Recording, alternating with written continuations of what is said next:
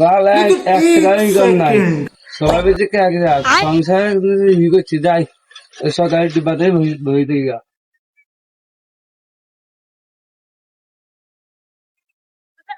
ধুর বল, 1 টাকা ইনকাম নাই বলে সংসার বসে কাজ না। তা সরকার যখন ক্যাশলেস ডিব্বা দিছে, ক্যাশলেস ডিব্বাতে ঢুকাই ভালো।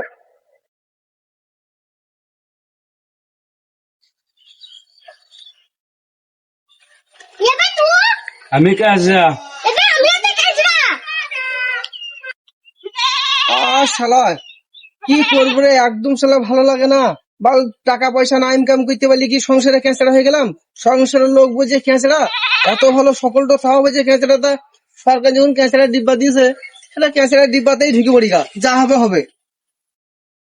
ক্যাঁচড়া ডিব্বাই ঢুকে। আবার তোরা আমরা কাজ না।